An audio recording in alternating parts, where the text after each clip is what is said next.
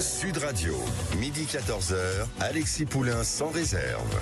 Le français a été la langue de la diplomatie occidentale pendant près de 200 ans. Les présidents russes et états-uniens ont échangé sans avertir l'Union européenne, l'OTAN ou même l'Ukraine. Tous les traités internationaux et les lettres entre chancelleries sont rédigés dans cette langue, perçue comme très précise. On doit être présent, on réclame au moins un strapontin. Cela est dû au rayonnement culturel de cette langue. Il vient sur la Grande Muraille conquérir la bravitude. Malheureusement, apparemment, ça ne marche pas comme ça. Tout d'abord, vous devez obtenir une réponse de Macron pour savoir s'il y aura des troupes ou non. Ce que je vais faire, c'est je vais lui dire. Ensuite, nous parlerons des conséquences. Tu peux pas être faible face au président Poutine. Ça, c'est des trucs de trouillard et t'en es pas un, toi. Alors attends, par contre, je vais t'arrêter tout de suite. C'est pas toi, c'est pas ta marque de fabrique. Je vais t'expliquer un truc, moi je suis un nerveux. Donc là, à tout moment, ça part. Et voilà l'œil du tigre pour parler de diplomatie. On va évidemment parler de cette vidéo TikTok où le président de la République répondait en direct aux questions des internautes sur l'Ukraine. Et puis on parlera en deuxième partie d'émission avec Alexandre Delval, géopolitologue, de la place de la France dans le concert des nations. On va aussi recevoir Alexandre Jardin et Morgane Trintignant pour parler des ZFE et aussi de ce nouveau mouvement des lanternes rouges pour ces commerçants qui en ont marre d'être finalement les esclaves de l'État qui leur prend toujours plus. Et puis on aura également avec nous Guilain Benessa, avocat, auteur de On marche sur la tête, pour parler du cas Bayrou et de l'état de la démocratie française. Pourquoi nous en sommes là aujourd'hui, avec un budget certes, un gouvernement certes, mais un pays dans l'embarras, pour ne pas dire dans l'impasse. On est sur Sud Radio ensemble jusqu'à 14h. 0826 300 300 si vous souhaitez appeler le standard et réagir. À tout de suite. Alexis Poulain sans réserve, l'invité. Et on va commencer avec deux invités pour parler d'abord des ZFE, des zones à faible émission ou zones à forte exclusion, selon comment on les voit, avec Alexandre Jardin, écrivain qui a pris cette cause et qui souhaiterait qu'un mouvement populaire prenne le dessus. Et puis Morgane Trintignant, patron de bar, qui lance le mouvement de la lanterne rouge pour demander aux commerçants de mettre une lanterne devant leur commerce pour dire stop aux taxes. D'abord, Alexandre Jardin, bonjour. Bonjour. Alors, ces ZFE, elles sont pour vous une aberration. L'idée, en fait, n'étant pas de la qualité de l'air, mais plutôt le tri social des gens. Ce ne sont pas les voitures, mais les gens que, aujourd'hui, avec ces zones d'exclusion, les villes veulent faire. Quel est le but de ce mouvement ? D'abord, c'est pas mon mouvement, c'est un mouvement qui naît du fond du pays. Puisque, en fait, quand on regarde à peu près, depuis le 1er janvier, il y a plus de 12 millions de véhicules qui sont interdits d'accès dans les ZFE. Or, on imagine bien que si les gens ont des voitures anciennes qu'ils entretiennent et qui passent les contrôles techniques, c'est parce qu'ils n'ont pas les moyens d'acheter une R5 à 35 000 euros électrique. Bien sûr. Enfin, c'est évident. Bon, là, je suis dans un département, je suis dans l'Aude. Dans mon village, 90% des gens ont des voitures qui ne pourront pas rentrer dans les grandes villes. Donc, en fait, c'est une des plus grandes lois de ségrégation sociale de l'histoire de la République. Or, ce qui est terrifiant, c'est que le projet républicain, il reposait sur l'inclusion de tous. L'égalité. Oui, et puis l'inclusion de tous. C'est-à-dire... et non pas la mise en place d'une exclusion sociale massive, parce que derrière les 12 millions de véhicules, vous avez entre 22 et 26 millions de gens. Quand vous incluez les couples, les enfants, donc de manière directe, ça affecte à peu près un tiers de la nation. Et ce qui est... Mais c'est un truc de fou, en fait.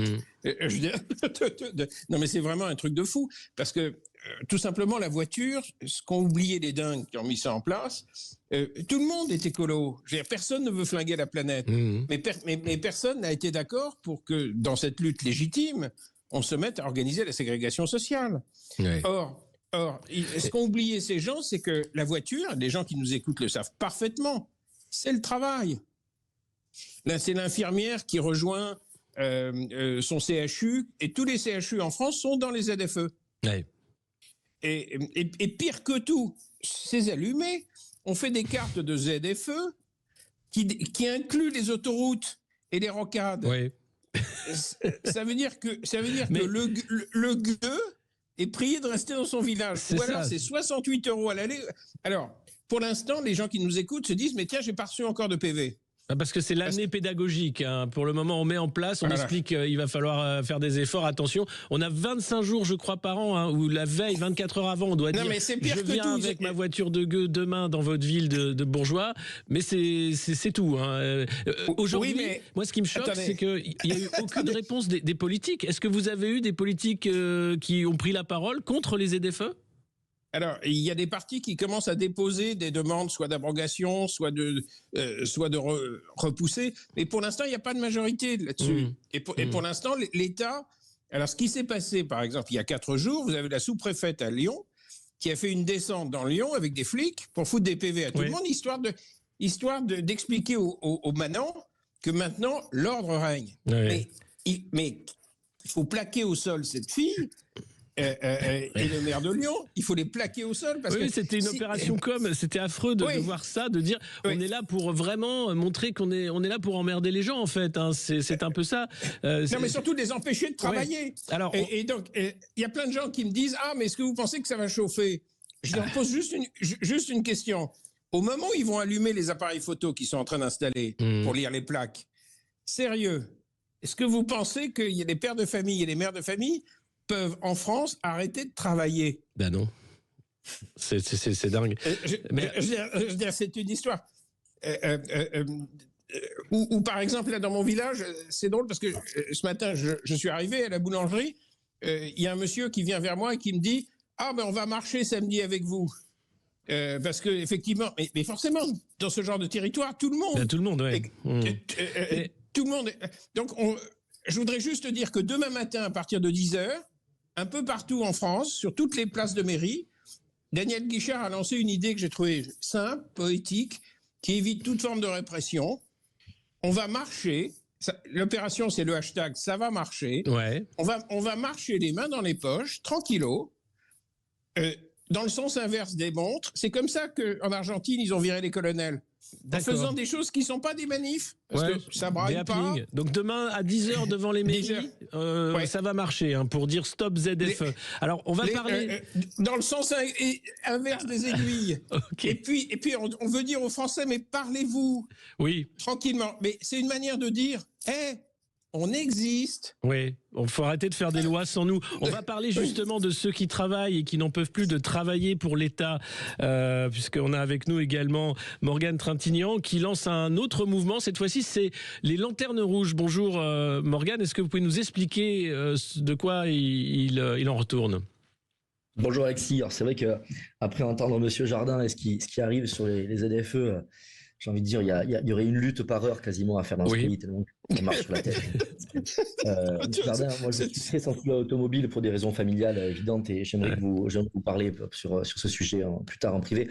Demain je serai aussi sur la place de ma mairie pour marcher en rond. Ça va marcher. 10h demain devant les mairies. Hashtag ça va marcher.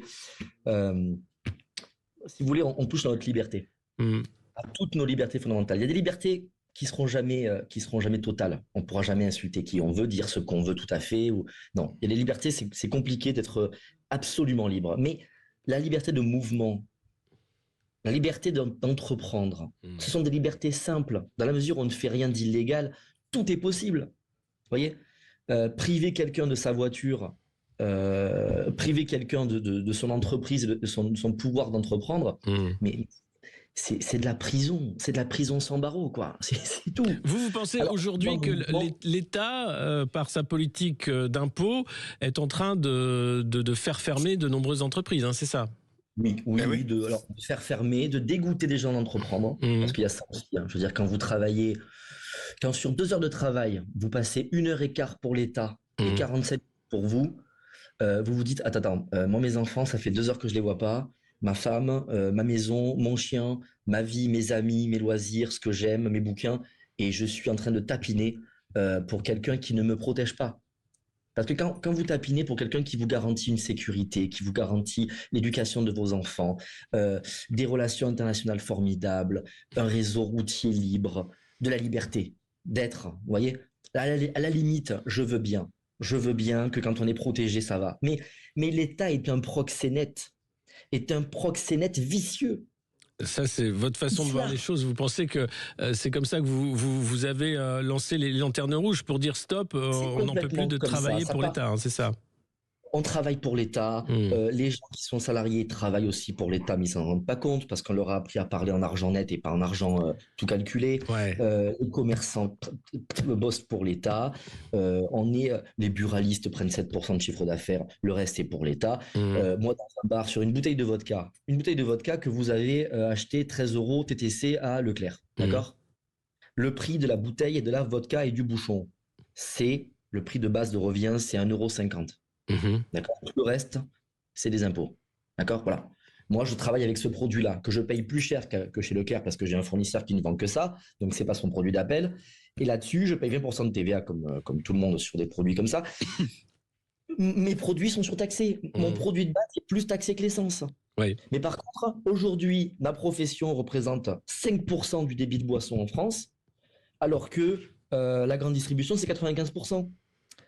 Mais là, je parle de mon cas parce que je suis dans le monde de l'alcool, mais je serai dans d'autres domaines. Je pourrais vous en parler aussi, mais bon, c'est pas mon cas. Moi, j'appelle tous les gens qui travaillent en France, qui payent des impôts, qui sont des contributeurs nets, qui en ont marre de tapiner pour l'État et qui sentent qu'il n'est pas là pour nous défendre. Et si vous avez une voiture, eh bien, c'est pire. Est-ce que, par exemple, vous avez déjà un ami qui a une voiture de fonction de sa propre entreprise? Bon, il prend un PV. Ça peut arriver. À l'époque, il était à 92 km/h au lieu de 90. C'est un homme dangereux. Il faut qu'il soit sanctionné. Très bien. Donc, il est sanctionné. Il reçoit un papier qui lui dit « Payez votre amende. Au représentant légal, avec son nom et tout, payez votre amende. » Il paye son amende. Vous savez ce qui lui arrive? Eh bien, il prend une amende de 450 € parce qu'il n'a pas dénoncé le conducteur. Ah d'accord. C'est son entreprise, c'est la seule voiture de l'entreprise, elle est à son nom et elle est au nom de l'entreprise, d'accord? Et parce qu'il n'a pas fait la démarche de dénoncer. Parce qu'il faut être un petit peu vicieux, comme eux, pour comprendre qu'il faut d'abord dénoncer le conducteur en disant c'est moi le conducteur de l'entreprise, pas qu'un salarié qui est moi-même. C'est beau. Pas vous recevez l'amende à votre nom. L'État vous piège. Ça, c'est des millions d'euros par an qui nous prennent parce qu'ils nous arnaquent. L'État n'est pas bienveillant envers nous. Vous vous en rendez compte en tant qu'entrepreneur quand vous vous inscrivez au tribunal de commerce. Les courriers que vous recevez, c'est les arnaques. Des mecs oui, c'est vrai. Vous devez payer ça, alors que c'est des faux trucs avec des faux en-têtes. C'est vrai que c'est une escroquerie organisée. Et puis après, il y a tout. Est-ce que l'État vous protège de ça? Est-ce que l'État les enferme? Est-ce que l'État vous dit attention monsieur, vous allez recevoir des courriers vicieux, vous mettez à la poubelle, nous, il y a marqué la mariage, c'est comme ci, comme ça. Pas du tout. On se fait arnaquer tout le temps. Mais justement, ça dit quelque chose, Alexandre Jardin, de cet État qui n'en a que faire des citoyens français. On voit bien que les lois sont faites sans nous. Les ZFE, on a l'impression qu'elles arrivent comme ça, qu'il n'y a jamais eu de consultation citoyenne. Monsieur Macron dit qu'il veut faire un référendum, qui commence par les ZFE, par exemple. Je voudrais revenir sur... vous parlez de l'État. L'État, il a plein de composantes. Et il faut quand même savoir que l'écrasante majorité des maires sont en faveur des gueux, du mouvement des gueux. Mais forcément, parce que les gueux sont dans les conseils municipaux. Le président de l'Association des maires de France a, dès le départ, pris parti pour ce mouvement-là, contre les ZFE. Donc, il faut distinguer ce qui est vertical de ce qui est à portée de baffe et de régulation de vie, parce qu'on vit ensemble. Et en gros, l'écrasante majorité des maires, donc la base de la République, les manants de la République, l'écrasante majorité des maires sont complètement d'accord avec tout ça. Ensuite, monsieur vient de dire quelque chose. Il a dit, mais c'est pas bienveillant. Or, il va bien falloir qu'on reconstruise un État bienveillant. Vous avez prononcé le mot clé. Or, pour qu'il y ait une bienveillance, quels sont les États qui ont un État à peu près bienveillant en Europe? Vous avez la Suisse. Pourquoi? Parce qu'il n'y a aucun exécutif qui peut gouverner sans faire attention, parce qu'il peut prendre un référendum d'initiative populaire dans le nez. Il y a les votations. Les votations populaires font qu'il y a une démocratie représentative normale et puis une démocratie directe. Et il y a un équilibre qui se fait entre le bas et le haut, il y a une reconnexion. Et en fait, ce que vous dites là, avec le mouvement des lanternes, vous dites clairement qu'il y a une déconnexion. Ce que je dis avec les ZFE, on dit qu'il y a une déconnexion. Pareil. Parce que c'est fait par des gens les ZFE, ça a été fait par des gens qui sont dans un univers mental qui n'est pas celui du pays. Très souvent, c'est des hauts fonctionnaires qui ont une paye qui tombe à la fin du mois, quoi qu'il arrive. Ils ont des bagnoles de fonction, ou ils sont dans des grandes villes où il y a des métros. Donc, ils sont dans une autre réalité mentale. Donc, si on veut sortir durablement derrière tous les mouvements et toutes les victoires qu'on va remporter, parce que la connerie ne peut pas gagner à long terme, il va bien falloir qu'on remette sur la table la question de la démocratie directe. Ouais. On ne peut plus en passer par des trucs qui sont plus régulés. Et ce que vous dites dans votre mouvement des lanternes, c'est qu'à un moment donné, il va falloir qu'il y ait une bienveillance. Oui, mais la bienveillance, elle ne va pas venir d'en haut. On a l'impression que là, il faut interpeller. Oui, mais on ne va pas faire la révolution tous les 8 jours. Bah, mais c'est bien le problème. On disait toutes les heures, il faudrait se mobiliser tellement les lois sont folles. C'est vrai. Les auto-entrepreneurs ont failli passer à la casserole la semaine dernière. Il y a eu quand même... il y a une grogne. Oui, mais en même temps, ça ne peut pas être un système de régulation. La grogne. Donc, moi, ce que j'ai trouvé très beau dans l'idée de Daniel Guichard, c'est de marcher parce que, d'abord, c'est paisible. Il faut que ce soit responsable. On va inviter les maires à venir parce qu'on va faire ça devant leur mairie. Je sais que l'écrasante majorité des maires vont être avec les gens. Je le sais. Ce sera demain à 10h. Ça va marcher devant les mairies dans le sens inverse des aiguilles d'une montre. Ça, c'est le mouvement contre les ZFE. Vous, Morgane Trintignant, quelles sont les actions prévues pour les lanternes rouges dans les jours et les semaines qui viennent? C'est très simple. Les lanternes rouges, c'est un petit peu la première étape de notre mouvement. C'est d'abord de mobiliser et de sensibiliser les gens à ouvrir les yeux sur qui leur vole leur pain tous les jours, en fait, avec des contreparties très, très faibles. Et mon idée de base, c'est comme nous faisons le tapin pour l'État depuis des années en tant que commerçants, entrepreneurs, profession libérale et tous ceux qui sont contributeurs nets, on met une petite lumière rouge à la fenêtre la nuit quand on dort. Ok. Parce qu'on n'a pas les moyens d'aller tenir le pavé toute la journée, à hurler des slogans et à se taper avec des fonctionnaires qu'on paye pour qu'ils nous tapent dessus. C'est pas possible. On n'a pas le temps. Voilà. On travaille, on est obligé de tapiner parce que c'est comme ça, c'est la règle du jeu, mais on n'est pas content. Alors quand on va dormir, on va prendre une petite ampoule rouge, on y met un petit peu de vernis à ongles dessus, on prend 2-3 watts, pas plus, on la met à la fenêtre, vous voyez, derrière le rideau, là, comme ça, et on va se reposer. Et le matin, on l'éteint et on va bosser. On la met au commerce, à la vitrine, au bureau, dans la maison, l'appartement, n'importe où, juste pour que de l'extérieur, on voit une lumière rouge. Comme à l'époque des bordels. Tiens, là aussi, il y en a qui tapinent. Comme ça, c'est une manière de se révolter. Encore une fois. Parce que la journée, on doit travailler. Voilà, c'est tout. Très bien. Merci beaucoup à tous les deux. Alors, donc voilà, 2 mouvements de ras-le-bol citoyen, parce que c'est clair que les lois deviennent folles et elles sont toujours là pour maltraiter. Merci à vous, Alexandre Jardin et Morgane Trintignant, d'avoir témoigné. Et je rappelle, demain, ça va marcher 10h devant les mairies. Et si vous êtes commerçant et que vous en avez marre de tapiner pour l'État, comme le dit Morgane Trintignant, une lanterne rouge devant votre commerce ou chez vous pendant la nuit. On va marquer une courte pause et on se retrouve dans un instant pour parler d'Ukraine et de ce live TikTok du président de la République hier soir. À tout de suite. Alexis Poulain, sans réserve, l'édito. Et on va parler de ce live TikTok, un direct du président de la République qui répondait aux questions des Français sur l'Ukraine. Il a commencé en présentant une carte de l'Ukraine à l'envers. Alors vous voyez, ici c'est effectivement les territoires que c'est une carte de la France que les Allemands avaient pris à la France. Et puis il a ensuite fait tout un réquisitoire pour plus de dépenses d'armement avec un grand emprunt pour que les Français investissent leur argent dans les armes de guerre. Des questions aussi sur le free speech, sur les fermatrolles russes. On va écouter. D'abord, il va la semaine prochaine, Emmanuel Macron, aux États-Unis, convoqué par Donald Trump. Voilà ce qu'il compte lui dire à Donald Trump. Et donc, ce que je vais faire, c'est je vais lui dire, au fond, tu peux pas être faible face au président Poutine. C'est pas toi, c'est pas ta marque de fabrique.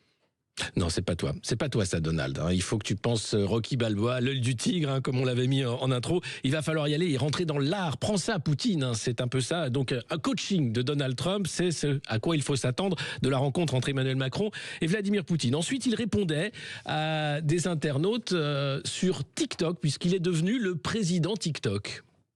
J'ai Laura sur TikTok qui m'écrit « Bonne soirée. Que pensez-vous de l'annulation des élections présidentielles en Roumanie ?» Merci Laura pour la question. Il dit que c'est bien et que finalement c'est pas plus mal que quand les gens votent mal qu'il y ait des cours suprêmes pour annuler les élections. Évidemment, ça va dans le sens du discours de J.D. Vance lorsque le vice-président américain s'est invité ou était invité plutôt à la Munich Security Conference, une conférence sur la défense en Europe, et où il expliquait aux leaders européens que s'ils ont peur de leur peuple, il ne peut rien pour eux, et que les valeurs européennes étaient en train d'être foulées aux pieds avec la censure des élections en Roumanie, avec aussi l'attaque du free speech, cette liberté de parole. Voilà ce que dit Emmanuel Macron du free speech. Il faut faire attention, il y a une espèce de faux discours qui est en train de rentrer là, qui est la défense du free speech. J'entendais le vice-président Vance, avec qui j'ai eu un échange très fructueux quand il est venu à Paris. Si le free speech, c'est en quelque sorte le fait qu'on peut dire tout et n'importe quoi, qu'on peut rouer de coups les gens sur les réseaux sociaux sans raison, qu'on peut tenir les pires discours antisémites et racistes, qu'on peut manipuler l'information en masse si on est fort, ça s'appelle pas la liberté d'expression. C'est pas vrai. C'est pas vrai. Non, mais c'est pas ça la liberté d'expression. C'est aussi peut-être avoir une liberté d'opinion. Évidemment qu'il y a des choses qui sont régies par la loi, l'antisémitisme, le racisme, la violence, tout ça n'a pas lieu d'être ni dans la vie réelle, ni sur les réseaux sociaux. Mais la question de la censure, elle est centrale avec le DSA, avec aussi ce bouclier pour la démocratie, emmené par Nathalie Loiseau, qui est proche de la galaxie des fondations Soros, qui voudrait voir des ingérences, mais jamais l'ingérence américaine. Et donc le free speech, quand c'est J.D. Vance qui en est l'avocat, ça pose un problème à Emmanuel Macron. Et puis on se rappelle qu'Emmanuel Macron, lui, a utilisé sa liberté de parole, même en allant plus loin, et à une époque, en publiant sur les réseaux et à la télévision un entretien privé qu'il avait avec le président Poutine. C'était très mal passé, ça donnait ça. Je suis heureux de t'entendre, Vladimir. Merci pour ta disponibilité ce matin. Et voilà, et c'était plus de 10 minutes d'un entretien confidentiel entre le président français et le président russe, publié comme ça pour expliquer que Vladimir Poutine disait n'importe quoi et que Macron devait le recadrer. En termes de diplomatie, on a connu mieux, mais avec un ministre des Affaires étrangères qui ne prendra pas le ministre des Affaires étrangères russe si jamais il l'appelait et qui préfère ne pas lui parler, on voit l'état de la diplomatie française. D'ailleurs, Emmanuel Macron parle d'une nouvelle ère.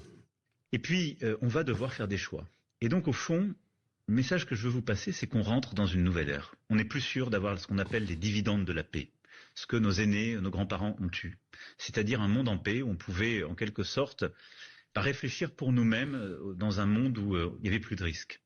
Le risque est là.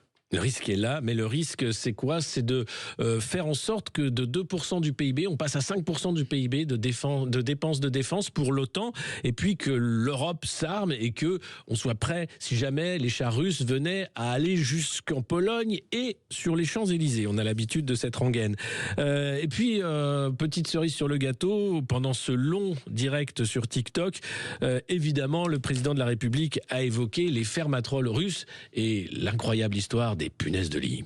Dès qu'il y a une information qui peut affaiblir la France, c'est démultiplié par 100, par 1000 par les Russes et leurs fermatrolles. Parfois d'ailleurs énormément de fausses informations pour retourner la tête des jeunes. On le voit d'ailleurs chez nous, la fameuse péripétie des punaises de lit, et ça a été signé, c'était des attaques russes. Eh oui, c'est les Russes. Les punaises de lit, c'est les Russes. D'ailleurs, on va écouter ces fermatrolles russes qui ressemblent bizarrement aux chaînes d'infos en continu françaises qui parlaient des punaises de lit.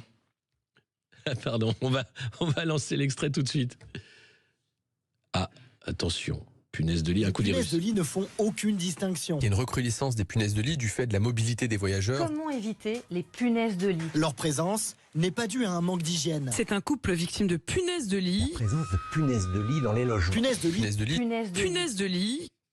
Ah oui, des fermatrolles qui ressemblent fortement à nos chaînes d'infos en continu. Voilà, c'était à peu près ce qu'il y avait à retenir de ce exercice particulier que Macron va refaire avant de proposer un référendum. Eh bien, il répond aux questions en direct de Laura et des autres sur TikTok. Le président TikTok, on ne nous l'avait jamais fait. C'est la 5e République. Vous êtes bien en France. Alexis Poulain, sans réserve, l'invité. Et notre invité pour parler aussi de l'état démocratique et institutionnel depuis la dissolution est l'avocat Guilain Benessa. Bonjour. Bonjour Alexis Poulain, bonjour. Alors aujourd'hui, on voit un Premier ministre, François Bayrou, qui n'arrête pas de s'enliser dans l'affaire Betaram, cette affaire de violence et de pédocriminalité sur des enfants au sein d'un établissement d'éducation privée. Il a dit tout et son contraire. Maintenant, il accuse les gouvernements suivants de n'avoir rien fait.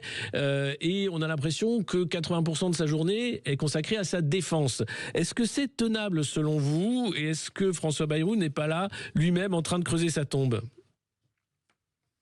Écoutez, c'est simple pour revenir à l'origine. Et il n'y a pas si longtemps en réalité, François Bayrou, il rêvait de devenir Premier ministre d'Emmanuel Macron en 2016-2017, avant donc la présidentielle de 2017. Et il a voulu forcer la main à Emmanuel Macron, je veux dire, pour devenir Premier ministre. Enfin, j'allais dire, enfin, il a le job en 2024 dans la situation que connaît la France, c'est-à-dire après une dissolution mystérieuse, voire énigmatique, voire invraisemblable, après la chute de Barnier. Donc, François Bayrou, il a toujours été, et c'est le dernier secours pour Emmanuel Macron, le dernier recours. Bayrou de secours, certains l'appellent de manière caustique.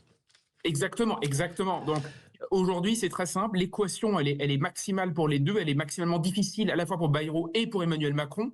Parce que si Bayrou ne tient pas, on ne voit pas trop ce que Macron va sortir de son chapeau dans un second temps. Alors, il y a la perspective d'une nouvelle dissolution en juillet, ce genre de choses, mais bon, peu importe. Donc il faut à la fois pour Macron que Bayrou tienne, et je pense que François Bayrou va tout faire pour tenir, parce qu'il rêvait du job depuis des années, et justement, s'il y a 8 ans déjà, il était dans les starting blocks, il va tenter de tenir le plus longtemps possible. Maintenant, est-ce qu'il peut tenir? Vous savez, François Bayrou, on le sait, mais il faut le marteler, il faut le répéter, il faut comprendre, François Bayrou a l'ADN d'un homme de la 4e République. C'est-à-dire qu'il aime le compromis, la compromission, le dialogue, voire la discussion de salon. C'est un homme qui a l'habitude de composer dans ce cadre-là. Vous savez, sur le fond, François Bayrou est le plus à même de gérer ce genre de situation parce que depuis le départ, il a toujours été un homme de la zone grise, de l'entre-deux, de la discussion, du compromis. Là où, vous savez, quelqu'un de puissant en tirerait les responsabilités et partirait. Bayrou tiendra le plus longtemps possible parce qu'il a l'habitude de fonctionner de la sorte. Oui, mais on voit bien qu'il y a quand même au sein du gouvernement, des dissensions, des choses où, d'ailleurs, les ministres peuvent s'exprimer à titre personnel. On voit notamment Bruno Retailleau prendre la lumière en ce moment, et François Bayrou qui doit son existence aussi au Rassemblement national, qui est suspendu au jugement qui va venir en avril sur les assistants parlementaires du FN à l'époque au Parlement européen. C'est ça aussi, ce temps-là de la politique politicienne qui fait qu'il peut tenir. Absolument. Alors vous avez totalement raison. Il faut bien comprendre que moi, je n'étais pas chez vous que j'ai eu l'occasion d'avoir maille à partir, mais tout de même, je répète la même chose depuis des mois. C'est qu'in fine, nous avons les hommes qui ressemblent, les hommes que nous avons actuellement ressemblent aux circonstances, comme souvent. C'est-à-dire qu'on est dans un temps post-dissolution, on ne comprend plus rien. Honnêtement, c'est un temps d'opacité où la démocratie est en train de crever, excusez-moi du terme, mais il faut être clair, où la démocratie n'en sortira pas vainqueur. Et en même temps, on a un jeu institutionnel qui fait que les partis composent, les hommes doivent composer, et bien tout le monde se tient dossier par dossier, petite phrase par petite phrase et arrangement par arrangement. Regardez cette semaine, c'est hallucinant ce qui se produit. En même temps que François Bayrou est acculé et où certains risquent de demander sa tête ou la demandent déjà, on a l'Arcom qui décide clairement de couper C8, le robinet C8 sous prétexte qu'on ne peut plus entendre une chaîne de cette nature. Et en même temps qu'on a tout ça, on a le choix de Richard Ferrand qui passe grâce au RN à une voix près, qui devient président du Conseil constitutionnel. Alors que imaginez une seconde que Vladimir Poutine ou qui que ce soit de condamnable d'ici eût choisi un personnage comme Richard Ferrand à la tête d'une institution de la sorte. On aurait tous crié, tout le monde aurait crié au coup de canif contre l'état de droit et à tout ça. Ça veut dire que le caractère ubuesque de la situation souligne l'absurdité des institutions françaises qu'Emmanuel Macron a petit à petit splingué, ou en tout cas envoyé par-dessus bord, envoyé paître grâce à une dissolution dont on n'a jamais rien compris. Et d'autre part, parce que finalement, les hommes que nous avons aujourd'hui sont des hommes et des partis qui se tiennent dossier par dossier dans une cohue d'infresques et une cacophonie dont plus personne ne comprend rien. Et alors, moi, je mets à la place du citoyen qui voit tout ça et qui se dit « j'ai voté pour la clarté des institutions. J'ai une constitution qui devrait fonctionner à l'endroit. J'ai des institutions qui sont claires. » Et pourtant, tout est devenu trouble, opaque, incompréhensible. Et je pense que surtout, il y aura une désaffection à l'égard de la politique qui ne va faire que croître. C'était hier un abîme, un fossé plutôt. Je pense que demain, ce sera, je ne sais pas ce qui restera d'une France en lambeaux. Justement, on voit ce saccage institutionnel depuis le premier mandat d'Emmanuel Macron, avec un non-respect de la fonction de la présidence, qui est censée être la clé de voûte des institutions, un casting calamiteux, nomination après nomination, Richard Ferrand étant le dernier avatar de ces nominations tragiques, des conflits d'intérêts au plus haut sommet de l'État, dans l'affaire Nestlé Waters, mais aussi avec Alexis Kohler, secrétaire général de l'Élysée, et puis la question qui va se poser, comme vous dites, le désamour, ou du moins la rupture définitive entre de trop nombreux Français et la classe politique, qui continue de discuter. François Bayrou aime s'entendre parler, alors que la France s'est endettée à hauteur de 3 400 milliards, et ça ne fait qu'augmenter, grâce à cette équipe formidable, comme si tout ça n'existait pas. Et puis on nous dit qu'il faut continuer une nouvelle réforme des retraites, et puis qu'il va falloir s'attaquer ensuite à l'assurance maladie. Mais pendant ce temps-là, ça discute, et rien. C'est étonnant quand même. Alors je vais vous dire, non, ça ne l'est pas. Alors c'est tristement cohérent. Juste une anecdote, et on comprend, pour moi, qui est très révélatrice. Lors de son audition, Richard Ferrand a sorti les rames pour tenter de justifier de son incompétence professionnelle, en tout cas juridique, et raconter tout plein d'histoires pour justifier de sa présence ici. Passons. Et il a notamment dit, vous savez, le Conseil constitutionnel, c'est formidable, c'est le garant de l'état de droit, depuis une grande décision de 1971. Je ne veux pas faire une archéologie ici, mais pourquoi je raconte ça? Cette fameuse décision qui est, semble-t-il, le moment où le Conseil constitutionnel est devenu le phare des libertés fondamentales, c'est une décision 71 qui résulte d'un conflit lamentable, entre le gouvernement Pompidou à l'époque et le président du Conseil constitutionnel d'époque, qui ne supportait pas Georges Pompidou, et notamment qui a tenté de régler des comptes sur une obscure affaire vous savez de quoi? De décoration, et de décoration, je veux dire, honorifique, qui n'avait pas donné à telle et telle personne. Pourquoi je raconte ça? Parce que ça veut dire que depuis 70 ans, une institution comme le Conseil constitutionnel s'est arrogé tout un tas de droits et d'interprétations, etc., au travers d'une sombre affaire de clientélisme lamentable et politicienne. Là, on en est 70 ans. Et 70 ans. Et Richard Ferrand nommé pour 9 ans à la tête de cette institution. Donc, on a de quoi se faire des cheveux gris. On va marquer une courte pause, Guilain Benassa, et se retrouver avec vous dans un instant. Si vous souhaitez appeler le standard, 0826 300 300. À tout de suite sur Sud Radio. Sud Radio, c'est Alexis Poulain, sans réserve, l'invité. Et on se retrouve avec notre invité, Maître Guilain Benassa, auteur de On marche sur la tête aux éditions de l'Artilleur, pour parler de l'état calamiteux des institutions françaises après cette dissolution incompréhensible. Quelles est, selon vous, les options sur la table? Alors, vous le disiez tout à l'heure, François Bayrou peut durer, puisqu'il est l'homme du compromis de la 4e République en quelque sorte. Il y a une nouvelle dissolution en juillet, et sinon, quelles sont les armes d'Emmanuel Macron pour continuer et finir son mandat en ayant la capacité de faire des choses? Parce que là, la question, c'est qu'est-ce qui va se passer si ce n'est une dette qui ne va faire qu'augmenter et rien?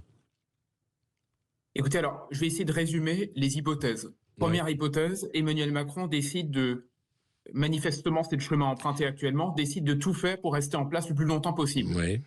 À mon avis, là, dans ce cas-là, il va laisser pourrir la situation. Il la laisse pourrir depuis si longtemps qu'on a oublié que depuis déjà le mois de juin, en fait, tout vient d'un seul responsable, qui est Emmanuel Macron. Je ne dis pas que les autres, ensuite, ne tirent pas également leur responsabilité, j'allais dire, du jeu, quelque part, mais c'est quand même lui qui a démarré le grand Barnum avec la dissolution et qui n'en a jamais tiré les conséquences.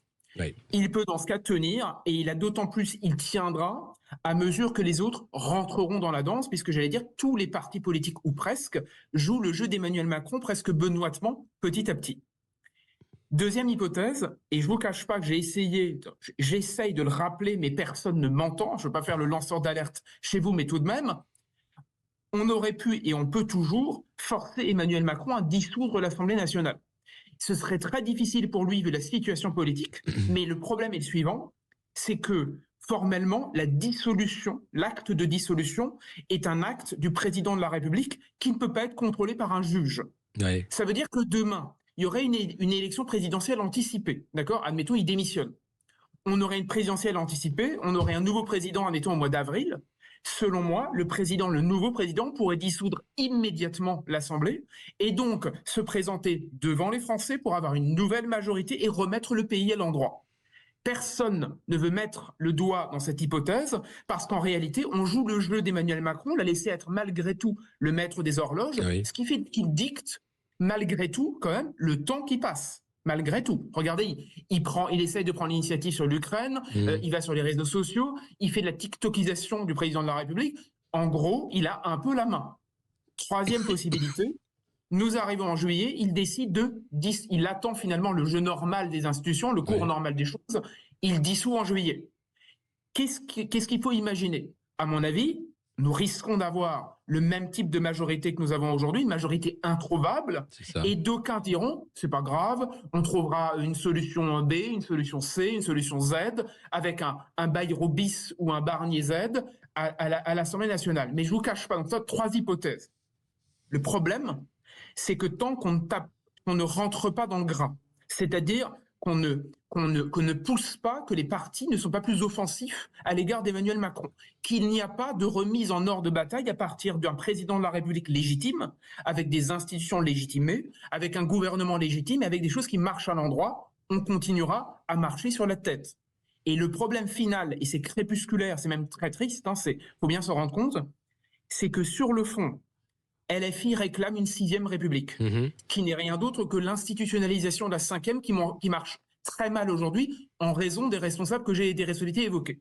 Ce qui veut dire que plus le temps passe, plus Emmanuel Macron entraîne avec lui tout ce qu'il touche, à la fois sur les questions économiques, sur les questions institutionnelles, sur les questions de responsabilité politique. Il entraîne la 5e dans sa chute, il entraîne nos institutions avec lui, parce que sur le fond, il pratique de plus en plus la politique de la terre brûlée. Je casse tout, j'emmène avec moi. Au fond, on verra jusqu'où va le Titanic, jusqu'en 2027. Est-ce que ça peut pas aller encore plus loin quand on voit le lead qu'il essaye de prendre sur l'Ukraine et aller jusqu'à une entrée en guerre ou du moins un état d'exception en disant l'heure est grave, lui parle de changement d'air à propos de l'Ukraine. Est-ce qu'il n'y a pas là encore une carte à jouer avec l'article 16 pour dire voilà, nous rentrons dans un état d'exception, c'est pas vraiment la guerre mais c'est la guerre quand même et donc il va falloir faire des choix capitaux, cruciaux et il sauve sa tête de cette façon-là en emmenant la France vers l'abîme. Écoutez, je vais être précis et j'essaie toujours de répondre à Alexis Poulain à toutes les questions qu'on me pose sans langue de bois. Il y a 2 ans, 3 ans, j'aurais jamais imaginé personnellement, et ça fait un bout de temps que j'écris sur les institutions françaises, j'aurais jamais imaginé qu'Emmanuel Macron se retrouve dans une situation pareille. Et depuis la dissolution, je vois les choses s'accélérer et j'essaie de dire depuis le début la même chose. Il faut réclamer la démission d'Emmanuel Macron, pas parce que personnellement je la souhaite, parce que les institutions et la France ne pourront fonctionner qu'à partir du moment où le mode d'emploi est rétabli, où le modus operandi fonctionne de nouveau à l'endroit. Donc, aujourd'hui, vu que tout fonctionne à l'envers, j'aurais jamais imaginé personnellement qu'un président aussi illégitime qu'Emmanuel Macron, quel que soit son nom, ose proposer comme président du Conseil constitutionnel un homme comme Richard Ferrand. C'est totalement invraisemblable.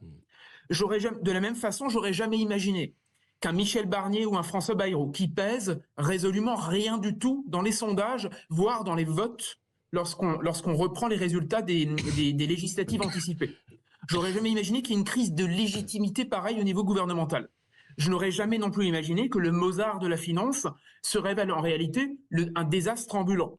Tout ça pour dire que vu que tout fonctionne à l'envers, je ne suis pas loin de croire qu'effectivement, il essaye d'entraîner notamment l'Union européenne dans une guerre, en tout cas dans un renforcement de la guerre en Ukraine. Pourquoi? Parce que l'ère du temps qui plaidait pour Macron, l'homme du En Marche, l'homme de la Renaissance, l'homme de la Révolution, comme il disait, cette ère du temps lui échappe d'autant plus aujourd'hui que petit à petit, tout se ligue contre son idéologie et sa façon de faire. Je prends l'exemple Trump, je prends évidemment l'exemple de la guerre en Ukraine avec Vladimir Poutine, on peut prendre l'exemple de Giorgia Meloni, de Viktor Orban, de plein de choses. Tout conjugue, tout petit à petit coagule pour fonctionner selon un mode d'emploi qui est l'exact inverse de ce qu'il rêvait de faire. Plus il sera acculé, Emmanuel Macron, plus il sera quelque part le phare ou le dernier phare déclinant d'un monde en ruine, à mon avis, en ruine programmée, plus il risque de se crisper et de tout faire pour conserver les rênes. Donc, pour vous répondre clairement, aujourd'hui, la situation ne peut pas une seule seconde permettre d'imaginer que l'article 16 pourrait être appliqué en 3 secondes. Mais demain, dans une situation de crispation, où finalement vous avez verrouillé les institutions, où quelque part, tous vos amis dans cette République des copains fonctionnent avec vous, il n'est pas totalement invraisemblable que des hypothèses inenvisageables soient actionnées. Donc peut-être que le pire encore est à venir. Ce que vous dites, c'est que depuis la dissolution, tout est à l'envers, tout est inversé. Le refus d'accepter le choix des Français, c'est-à-dire qu'aujourd'hui, Emmanuel Macron n'a plus la légitimité qu'il a pu avoir par le passé. Il choisit des gens pour gouverner qui n'ont pas non plus cette légitimité, puisque le vote des Français était clair, le RN et le NFP en tête, et lui cherche toujours le centre à rester au pouvoir. Pourquoi les oppositions sont si patientes et si dociles ? Il y a plein de facteurs différents. Premier facteur, on l'oublie, à mon avis, je vais être un peu véhément, mais tout de même, je pense qu'il y a une question de travail. C'est-à-dire que souvent, on ne bosse pas assez les dossiers et on se dit, on se coule dans le jeu institutionnel ou dans le jeu qui vous est imposé parce qu'il est plus simple que de réclamer la rupture. Pour rompre, faut bosser. Vous voyez, penser mal exige de se justifier. Pensez bien, quand vous vous fondez dans la masse, quelque part, c'est plus simple. Je vais prendre, et c'est mon deuxième, c'est vraiment là, pour moi, c'est révélateur de tout ce que nous vivons depuis juin. Révélateur. Tout le monde dit, on ne peut pas forcer Emmanuel Macron à dissoudre, à démissionner, pardonnez-moi, la Constitution ne le permet pas, et tout le monde dit la même chose. Il y a juste LFI qui tente d'imposer une destitution qui est honnêtement très, très ubuesque de façon pragmatique. Mais je vous donne un exemple, un élément de réponse très simple. Lorsqu'à l'origine, nous avons rédigé nos institutions, et c'est vrai, rien n'indique dans le texte que Emmanuel Macron est forcé à démissionner. C'est vrai. Sauf que le problème, c'est que lorsque De Gaulle a répondu à cette question au Conseil des ministres, il suffit de travailler, c'est clairement dans les archives. Quand le général De Gaulle a envisagé cette possibilité du fonctionnement des institutions, son ministre de la Justice lui dit « Imaginez qu'un président de la République après vous perde des élections, que fera-t-il et que ferions-nous et quelle sera la configuration des choses ?» Et le général de Gaulle répond « Ça ne paraît pas possible » et il a cette phrase terrible, il dit « Quel visage, quelle figure aurait-il celui qui oserait rester en place ?» Quelle figure aurait-il ? Eh bien voilà, il a la figure d'Emmanuel Macron, vous venez de le dire. Exactement. Merci beaucoup. On va devoir arrêter là, Guilain Benessa. On se retrouvera bien sûr pour parler de cette crise qui n'en finit pas des institutions. Je rappelle, vous êtes l'auteur de On marche sur la tête aux éditions de L'Artilleur. Merci d'avoir été avec nous aujourd'hui. On va marquer une courte pause et on se retrouve dans un instant sur Sud Radio jusqu'à 14h. À tout de suite. Poulain, sans réserve, l'invité. Et on se retrouve pour cette deuxième partie d'émission avec notre invité Alexandre Delval, géopolitologue. Bonjour. Bonjour. Alors avec vous, on va parler pendant 1 heure de l'Ukraine, beaucoup, de la diplomatie française aussi. L'élection de Donald Trump aux États-Unis a complètement changé la donne. Il y a eu la reprise du dialogue entre la Russie et les États-Unis. Et clairement, l'Union européenne, la France, même l'Ukraine, sont très loin de la table des négociations. Qu'en est-il aujourd'hui ? Alors il y a une raison assez structurelle, c'est que Madame Merkel et Monsieur Hollande, même si après il y a eu une sorte de revirement, on n'a pas vraiment dit ça. En tout cas, Merkel l'a écrit dans son dernier livre, les négociations qui auraient pu, peut-être, ce n'est pas certain, mais empêcher cette déflagration, les négociations dites de Minsk 1 et 2, etc., on a avoué en Europe qu'elles n'étaient pas sincères et que c'était juste pour gagner du temps.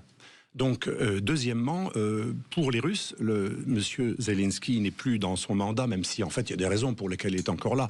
C'est tout à fait normal en période de guerre que la Constitution puisse prévoir, etc., un maintien sans élection.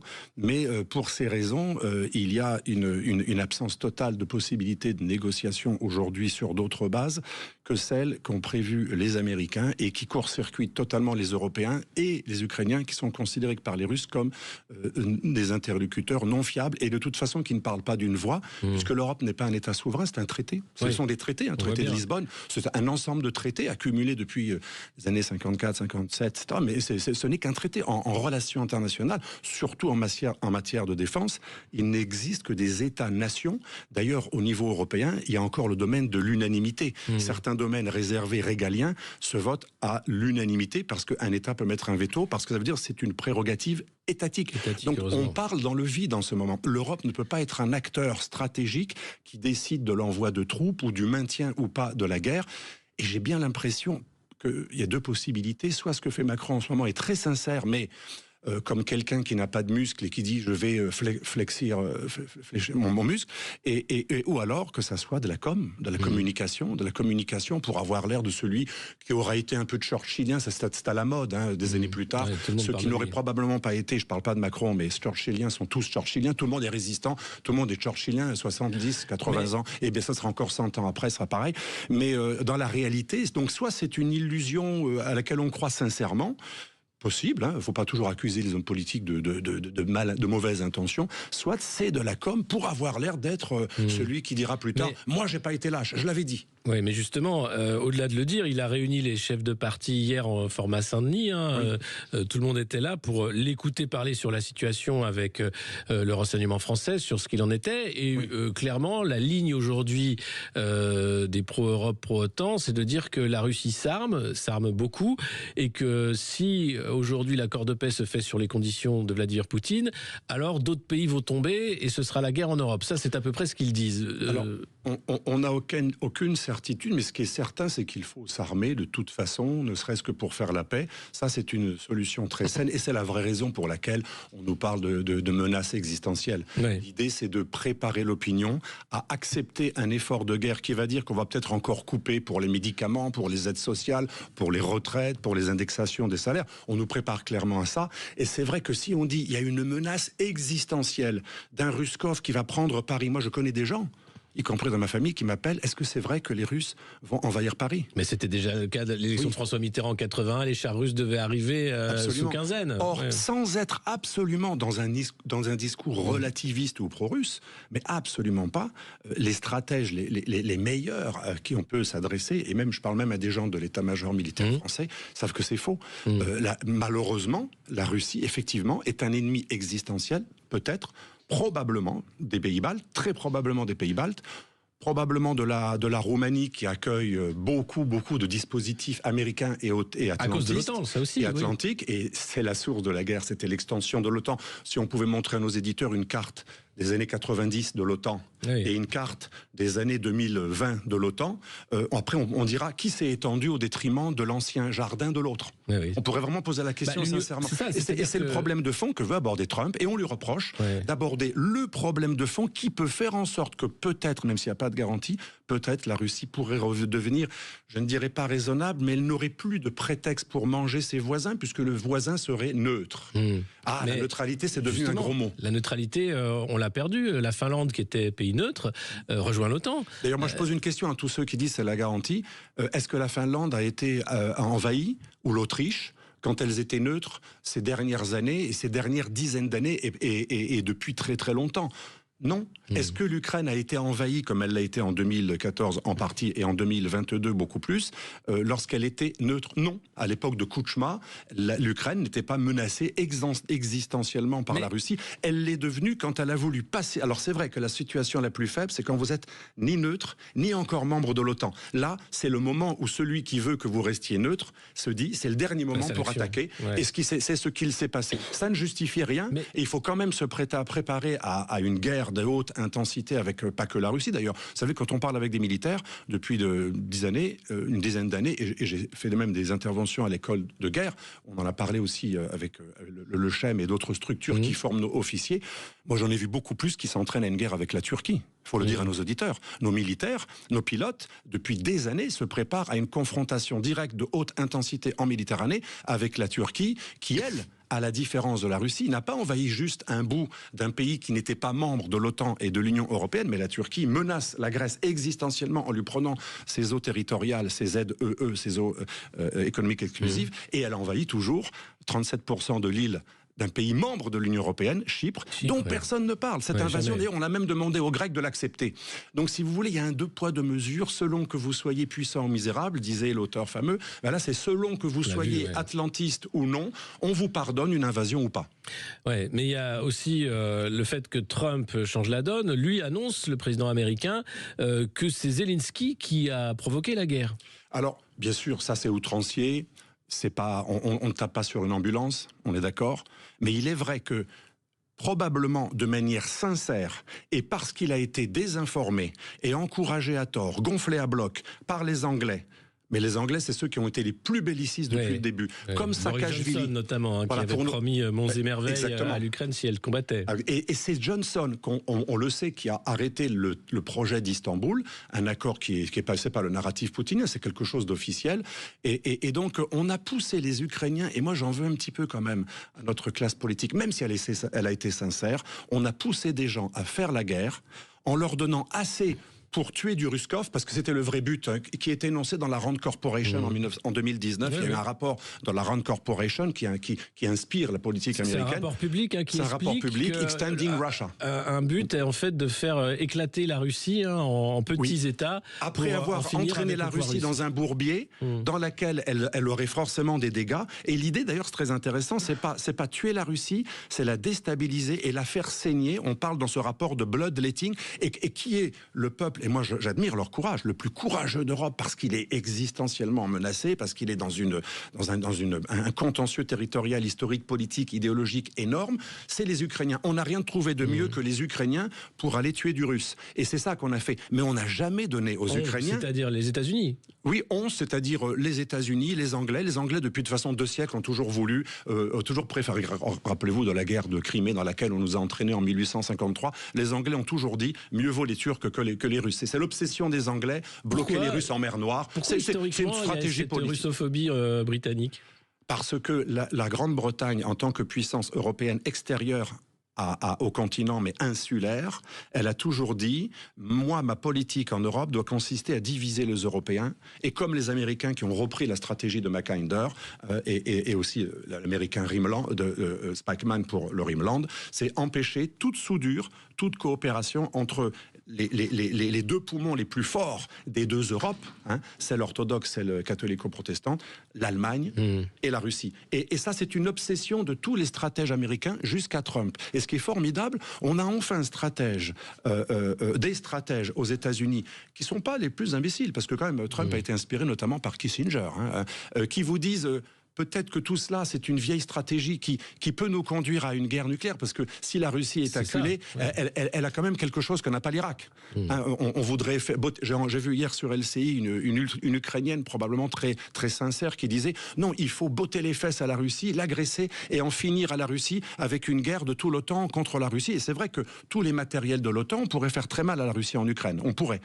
Mais à quel prix ? Et avec quelles conséquences ? Éthique de responsabilité. Il n'y a pas que l'éthique de conviction. Donc j'ai bien peur qu'en ce moment, ce soit de la gesticulation permanente, parce qu'on ne peut pas envoyer plus de 30 000 hommes. J'ai vérifié au téléphone par un de mes amis qui travaille. Avec tout l'OTAN, on peut lever une centaine de milliers de personnes, mais il en faut 100 000 pour en avoir 30 000 sur place. Vous savez, c'est comme quand on surveille quelqu'un, il faut à peu près 15 personnes pour surveiller un terroriste. Mais il faut toujours plus que ce qu'on amène. Donc pour avoir 30 000 hommes sur place, c'est-à-dire un dixième de ce que réclame Zelensky, eh bien, on n'arrive même pas à être d'accord pour envoyer 30 000. Il y a pas Macron est ressorti en fait avec une preuve du fait que son leadership n'a pas été accepté par les autres. Et les plus anti-russes, les Polonais, disent moi j'y vais pas parce que moi je veux garder mes hommes pour moi au cas où les gens retrouvent. Donc, vous voyez, c'est une cacophonie. C'est de la belle communication, mais c'est le wishful thinking. On va parler de ce wishful thinking. On va marcher une courte pause et puis se retrouver dans un instant. 0826 300 300. Si vous souhaitez poser des questions à notre invité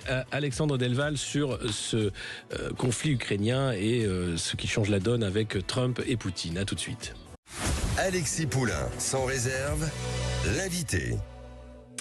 Et on se retrouve en plateau avec notre invité Alexandre Delval, géopolitologue, pour parler de cette résolution ou pas du conflit en Ukraine. On a l'impression que Trump avait promis de résoudre ce conflit en 24 heures. Il veut que ça aille vite. On voit bien que ces déclarations aujourd'hui, le fait que les ministres des Affaires étrangères, qu'une délégation russe et américaine se soient rencontrées au Proche-Orient, montre que les choses changent et avancent. Et pourtant, de ce côté-ci du mur, puisque c'est le retour de la guerre froide, de la guerre chaude, on a l'impression que les leaders européens ont peur de la paix. Oui, alors j'aime beaucoup votre question. Je regardais encore LCI, parce que malgré le fait que je ne suis pas d'accord, c'est quand même une émission qui parle de géopolitique tous les soirs. Et au moment où il y a eu cette première lancée de Trump qui veut se réconcilier avec Poutine, il y a même des gens, je ne sais pas si c'est un lapsus sur le plateau de Rochebain, qui disaient il y a peut-être encore un espoir que la guerre continue. Je croyais avoir mal entendu. Après, ça a été repris par la suite. Oui. Alors, en gros, si vous êtes pour la paix, pour éviter une guerre qui pourrait très mal finir en nucléaire, vous êtes un Munichois. Alors, ça, c'est très intéressant. L'instrumentalisation permanente de la Seconde Guerre mondiale. Oui. Quand on a fait la guerre en Irak, on avait un Hitler à Bagdad. Milosevic était également un Hitler. Le journal Le Monde le dépeignait à la fois porcin et nazi. C'est vraiment une obsession. On dirait que l'Occident n'arrive pas à raisonner autrement qu'avec cette grille de lecture, qui n'en est pas une, qui est celle de la réduction ad litterum. C'est le point Godwin, c'est assez extraordinaire. Moi, je pense qu'il faudrait peut-être sortir de ça et faire des analyses un peu sérieuses. Trump aussi a été taxé de nazi pendant la campagne sur les plateaux du service public de l'information en France. Vous remarquerez, même Macron lui-même, quand Macron avait accepté de lancer un projet de loi qui était un peu plus capable de durcir les critères d'entrée des migrants légaux et illégaux sur le sol français, certains avaient également traité Macron de concession envers l'extrême droite. Et donc l'extrême droite, ça fait quand même toujours penser au nazisme. Et donc tout cela est assez regrettable, parce que quand on est dans l'émotion absolue et des références, parce que bien sûr j'ai quand même une énorme empathie pour ce qui s'est passé pendant la Seconde Guerre mondiale, dénoncer l'instrumentalisation, ce n'est pas relativiser ce qui s'est passé. Je dirais que c'est un affront permanent envers les morts de la Shoah que de déterrer leurs cadavres pour gagner un débat. C'est permanent. Regardez même Bayrou. Si demain Bayrou continue à être poli avec un parti qui est le premier parti de France, il va être traité lui aussi de faire de la réduction. Aujourd'hui, personne n'échappe à la réduction ad litterum. On a même traité d'ailleurs, et je ne suis pas là pour défendre son parti, moi je suis LR, mais quand Éric Zemmour, juif pratiquant qui aime sa synagogue, on fait quand même mieux comme antisémite que quelqu'un qui est un juif pratiquant et qui n'a jamais renié sa propre... Non, maintenant, un juif pratiquant peut être un nazi. Tout le monde peut être nazi. Oui, c'est-à-dire même les victimes historiques du nazisme sont des nazis. En fait, aujourd'hui, et c'est grave, c'est une banalisation. Un de mes élèves, un jour, me disait « Je suis facho ». Je dis « Mais facho ou fasciste ?» Non, moi, même fasciste, peu importe. Je dis « C'est quoi pour toi ?» À force que tout le monde traite tout le monde de facho, pour lui, c'était pas du tout un critère d'extrême droite au sens science politique, c'était être politiquement incorrect, être un peu alternatif, comme c'est souvent le cas d'être traité de fasciste quand vous êtes dans une pensée qui n'est pas celle, en gros, du globalisme sans frontiériste. Il avait assumé le terme sans même savoir que c'est un mot qui est grave. Ceux qui ont été victimes du fascisme, du nazisme, c'est que c'est un terme grave. Donc on a une banalisation. Ceux qui veulent réduire ce danger, en fait, l'augmentent, puisqu'ils rendent sympathique. Si vous et moi, et si tout le monde peut être fascisable, même Macron, même Bayrou, finalement, les fachos sont sympathiques. Oui, ça banalise. Par rapport à cette histoire de la Seconde Guerre mondiale, il y a aussi la réécriture qui est en cours, c'est-à-dire d'oublier le rôle de la Russie soviétique dans la libération du continent du nazisme. Russie non invitée aux célébrations des camps de la mort, Russie non invitée au débarquement, et 20 millions de morts sur le front de l'Est, et cette volonté de minimiser l'effort de guerre russe, soviétique à l'époque, dans la chute du nazisme. Oui, c'est quelque chose qui est assez stupéfiant, et c'est bizarre parce que c'est tous les pays orthodoxes qui en sont victimes. Vous savez qu'Hitler avait un problème avec les orthodoxes et les slaves, et les orthodoxes en général. Les Grecs ont offert une résistance incroyablement, au niveau, en proportion, héroïque par rapport à d'autres peuples catholico-protestants. Les Serbes qui ont caché Madeleine Albright quand elle était jeune, juive qui risquait d'être tuée par le régime fasciste croate et bosniaque musulman de Ante Pavelić, eh bien, ces Serbes qui ont caché des Juifs pendant la Seconde Guerre mondiale et qui étaient une résistance terrible pour les nazis, disaient c'est des coriaces les Serbes. Ceux-là, ils nous ont donné du fil à retordre. Ceux-là aussi, on les a nazifiés pour justifier la guerre du Kosovo dans les années 90. Et les Russes sont également nazifiés. Donc les trois peuples qui ont le plus résisté en proportion en tant que peuple face au nazisme, beaucoup plus que les Européens de l'Ouest, bizarrement, c'est ceux-là qu'on traite de nazis tout le temps. En tout cas, les Serbes et les de nazis ou de stalino-nazis ou les plus terribles, les plus grands égorgeurs. Et par contraste, moi j'adore les contrastes, un vrai égorgeur professionnel, qui est un égorgeur modéré, qui est aujourd'hui à la tête de la Syrie, alors lui on le réhabilite. Et on nous dit qu'aujourd'hui, Macron nous disait que pour prouver qu'il y avait une menace existentielle, les Russes organisent des attentats terroristes en Europe. Alors moi, je ne veux pas minimiser ce qu'ont fait les Russes. Il y a eu même parfois des assassinats. Mais alors là, parlons des assassinats. Si un pays qui organise des assassinats chez vous, dans le cadre de covert action, d'opérations que tous les services de renseignement peuvent faire. Alors dans ce cas, les Américains sont en guerre existentielle contre nous. Ils ont assassiné des gens sur le sol européen et kidnappé, alors là, énormément, et enlevé, et avec des prisons illégales en Europe de l'Est, etc. Israël, probablement pour de très bonnes raisons, a fait assassiner des gens qui travaillaient sur un programme nucléaire en France en collaboration avec nos services sur le sol français. Alors dans ce cas, et les Turcs ont également fait disparaître plusieurs personnes dans le 10e arrondissement ces 10 dernières années. Alors ça en fait beaucoup des pays qui sont en guerre existentielle avec nous. Autre critère pour Macron, un pays est en guerre existentielle quand il fait du hacking ou de l'ingérence. Alors si on reprend ce critère de la guerre existentielle, les Américains sont en guerre existentielle contre nous. Mitterrand l'avait dit à Georges-Marc Benamou, cette guerre économique avec le pillage de données, le hacking. La NSA, la National Security Agency,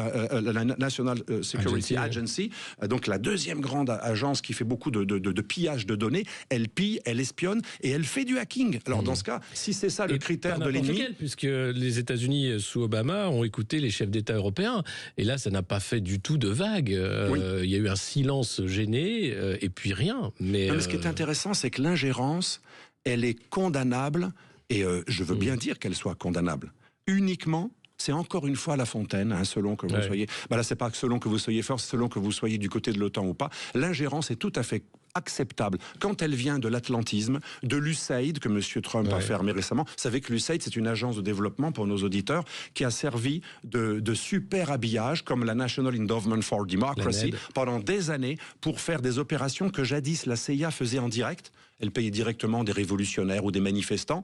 Et c'était un peu trop grossier en Amérique latine. Et à partir des années 90, donc sous Clinton, puis ensuite sous Bush fils, c'est devenu à travers des ONG qu'on retrouve dans toutes les révolutions orange. Le Maïdan en 2014. Maïdan, Orange, disons plutôt Tulip pour Kyrgyzstan, Khmara, Pora, toutes ces révolutions de couleur. Nos auditeurs peuvent vérifier sur Internet. C'est pas du narratif pro-russe. On retrouve le point de l'association Canvas. On retrouve les logos de Albert Einstein Foundation, du génial Gene Sharp qui a conçu tout ça, des opérations de guerre par action civile, des guerres non militaires par retournement de l'opinion, fabrication du consentement, comme dit Noam Chomsky. Tout ça, ça a été de l'ingérence permanente où on a renversé les États. Et c'est l'origine de la guerre en Ukraine. Si on n'avait pas renversé en soutenant, quand on fait fuir quelqu'un de son palais présidentiel parce qu'il menace d'être buté et qu'il y a des gens qui ont récupéré une révolution douce pour tirer dans le tas et que nous on soutient ça alors que le type qui fuit son palais présidentiel, il a été élu sous observation internationale, pas un truc bidon, est reconnu. Il est élu depuis 2010, on le fait fuir et nous on soutient des gens qui font fuir militairement, enfin manu militari.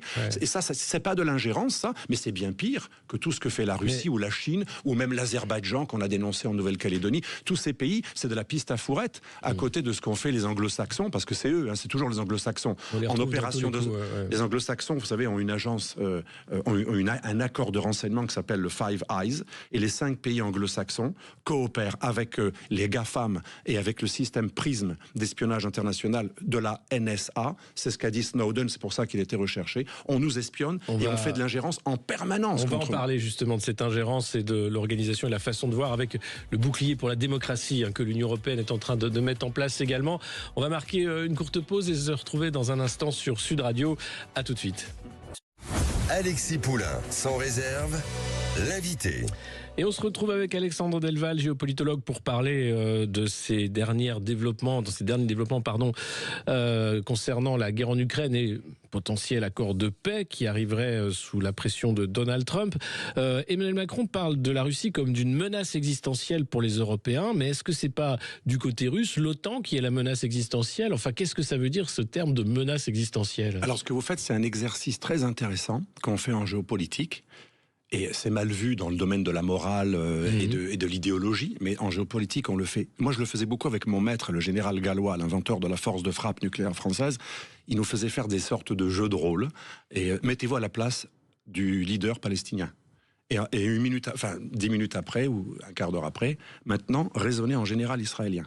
C'était un exercice extrêmement intéressant. Et là, vous venez de le faire, parce que pour les Russes, la menace existentielle, c'est pas uniquement l'OTAN qui n'est qu'un traité. L'OTAN, c'est qu'un bout de papier. Si vous êtes membre de l'OTAN, mais qu'il n'y a pas de missiles, d'antimissiles, de bases, de soldats, de bases tournantes, de radars et de bases de la CIA, ça va. Mais l'Ukraine était devenue un pays qui avait 12 bases de la CIA.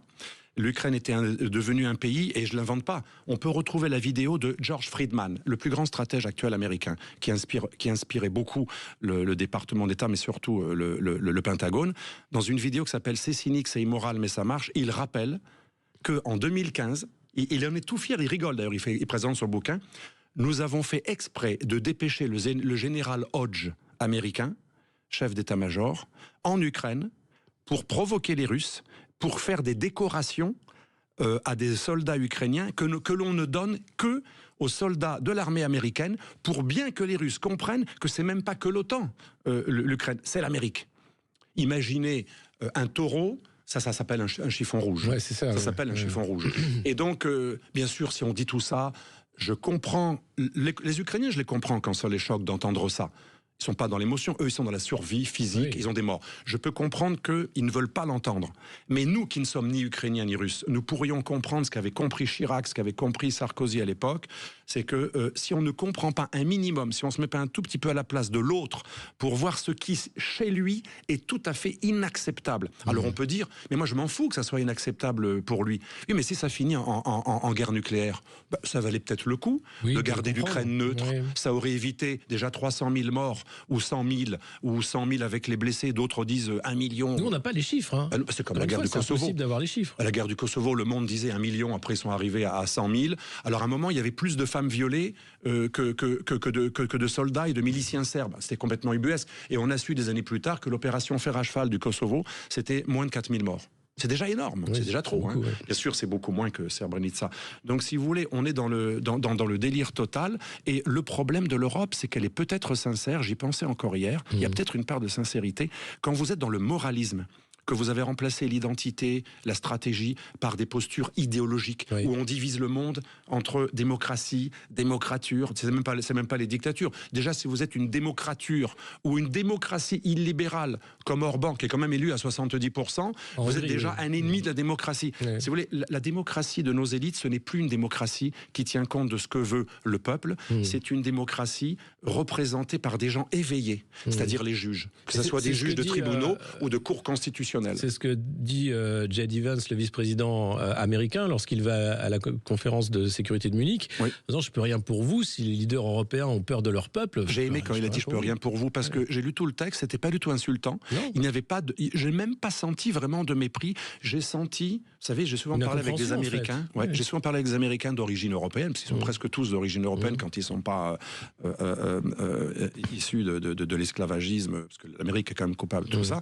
Eh bien, ils sont souvent nostalgiques de leurs racines, et ils ont véritablement, vous savez, comme un fils d'immigré italien que je suis, qui idéalise un peu le pays d'origine, eh bien, ils sont vraiment tristes de voir que le pays de leurs ancêtres devient un pays qui est en train d'organiser sa propre disparition. Et c'est pour ça que je voulais lire la définition de menace existentielle dont a parlé Monsieur Vance. Il a dit, la vraie menace pour vous, c'est pas la Russie et la Chine, c'est une immigration de masse qui risque de changer vos nations, de les faire disparaître, parce que ça deviendra autre chose.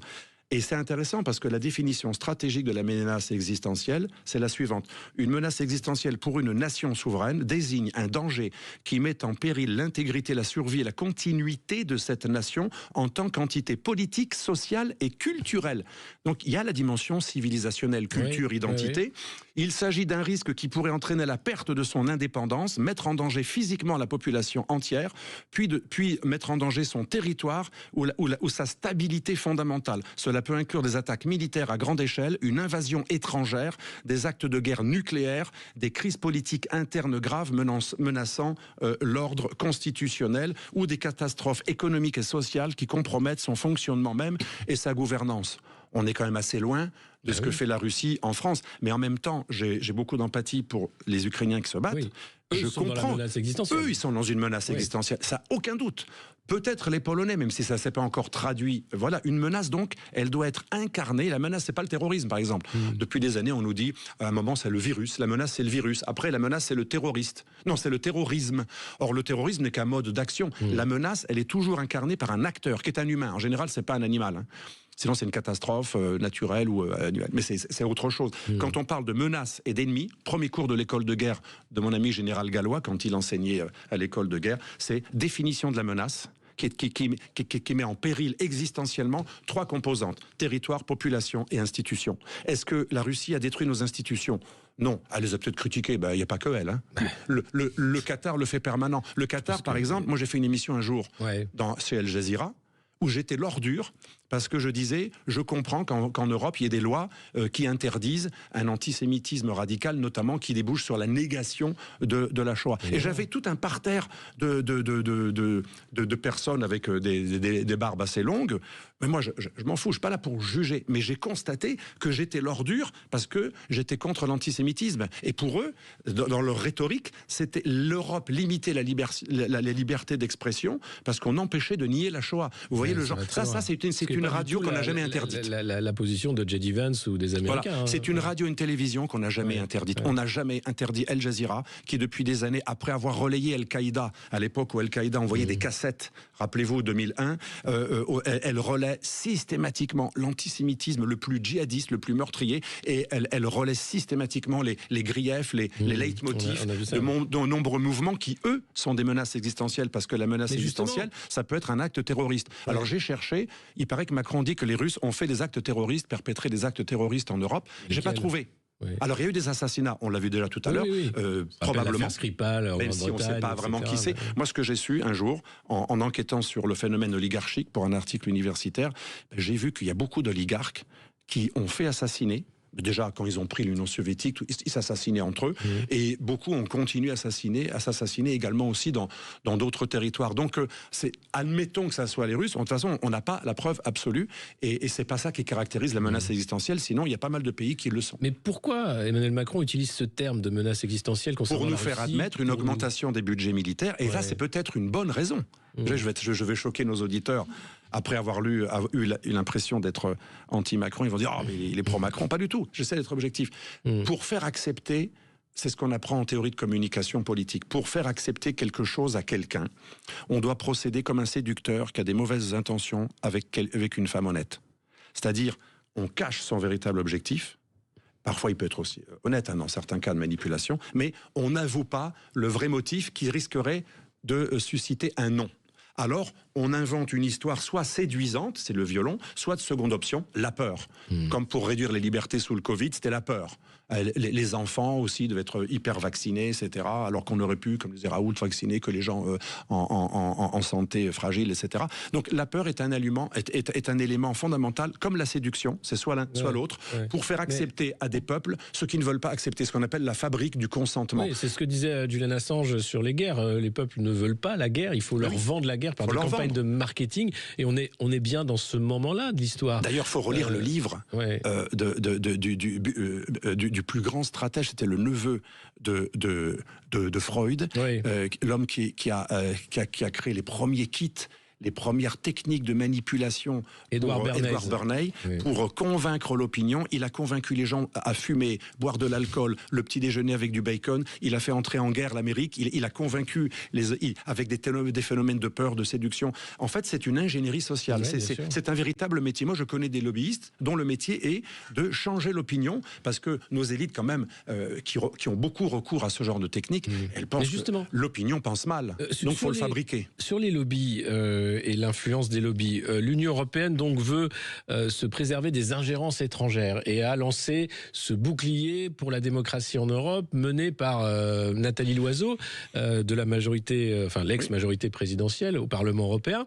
Or, il se trouve que Nathalie Loiseau navigue dans la galaxie de la Fondation Soros, comme beaucoup d'autres qui vont faire partie de cette commission également. Et on a l'impression que, encore une fois, c'est un outil d'ingérence, en réalité, de lutte entre plusieurs fondations et plusieurs... Mais là, c'est une ingérence acceptable, parce que c'est l'ingérence des globalistes atlantistes. Pourquoi ? George Soros a à peu près acheté ou pris en compte, comme on dirait dans le renseignement, 230 députés. C'est à peu près un tiers du Parlement européen.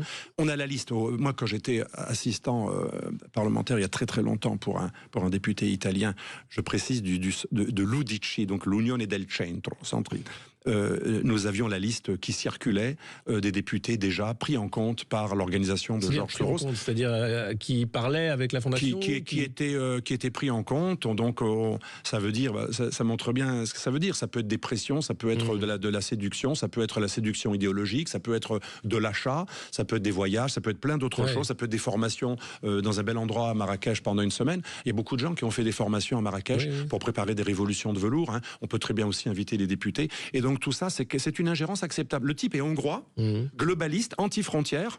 Donc il est contre la légalité européenne, parce que je m'excuse de le dire à ceux qui pensent que les frontières c'est horrible, mais jusqu'à preuve du contraire, un État-nation, c'est l'entité légale qui peut adopter des lois, elle a un territoire qui est limité. Je m'excuse de le dire à ceux qui trouvent ça horrible. Ça c'est la légalité. Alors certains trouvent ça illégitime, mais c'est la légalité. Donc Soros a comme agenda, c'est pour ça qu'il finance Save the Children et pas mal d'organisations sans frontières et compagnie qui affrètent des bateaux, souvent pour un but détourné de l'enregistrement. C'est important de le dire, parce que leur but, c'est un agenda anti-frontiériste.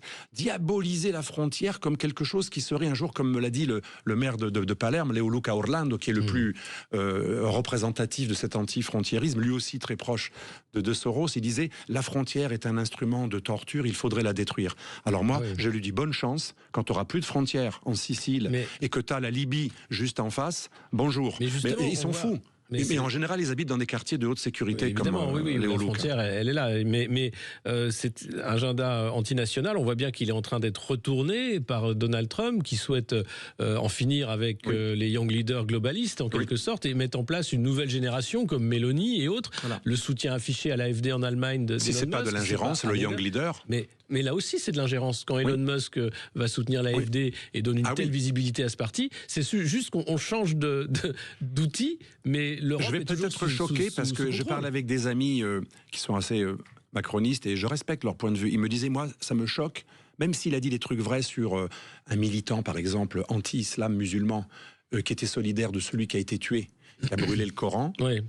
Quand même, qu'on incarcère ou qu'on veuille incarcérer ou qu'on fasse un procès à un type qui a juste comme agenda celui de la Révolution française, en gros la liberté de ne pas croire, ça, elle me dit sur le fond, je veux bien. Mais le fait qu'il nous ait donné une leçon de morale, c'est inacceptable. Admettons. Moi, je le verrais différemment. Il y a tellement d'ingérence dans l'autre sens. C'est comme pour les médias. Parfois, on dit « Oh, il y a un média, C8, c'est pas normal, ils font du populisme, etc. » Mais il y en a 1 sur 10. Toutes les chaînes publiques sont gauchisto, extrême-gauchistes. Moi, je le vois en tant qu'essayiste. J'ai la plus grande difficulté à aller sur des chaînes publiques. Bizarrement, les seules qui sont ouvertes à des gens tricardisés dans les autres chaînes publiques, c'est les chaînes publiques internationales. Pourquoi ? Parce que le monde multipolaire, les gens qui écoutent à RFI, à TV5 Monde ou à France 24, les gens qui écoutent, c'est pas des bobos français hyper politiquement corrects qui pensent qu'il y a une élite qui doit gérer avec des juges parce que le peuple est débile. Il y a des gens du monde du Sud qui sont identitaires, qui sont même assez réactionnaires, qui sont conservateurs, qui sont pas du tout wokistes. Et donc eux, ils supporteraient pas un truc totalement feutré. Donc bizarrement, c'est les seules chaînes publiques un peu libres. Mais on interdit C8, et mieux, pire, on a interdit pour la première fois des élections en Roumanie, comme a dit Monsieur Vance, parce que il a dit votre démocratie elle est très fragile. Si vous pensez que quelques achats de mots-clés sur TikTok, donc qui rendent visible, ou sur les algorithmes, qui rendent visible un populiste. Si les gens ont quand même voté pour lui, ça prouve que son discours a plu. C'est comme s'il avait un média. On va et donc interdire une élection parce qu'il y aurait une influence soi-disant sur des réseaux sociaux. On va revenir sur le cas roumain. On va juste marquer une dernière courte pause et se retrouver dans un instant pour parler de la Roumanie, de la République des juges ou du moins de la peur des peuples qu'ont nos leaders globalistes. À tout de suite sur Sud Radio. Alexis Poulain, sans réserve, l'invité. Et on se retrouve avec notre invité pour parler de cette paix en Ukraine ou pas, Alexandre Delval, géopolitologue. On a l'impression qu'il y a une certaine fébrilité de la part des leaders européens. Emmanuel Macron, qui est démonétisé sur la scène nationale, en France du moins, qui a bien du mal, a l'intention de se relancer à l'international et de prendre le leadership de ce soutien à l'Ukraine, d'où les réunions à l'Élysée.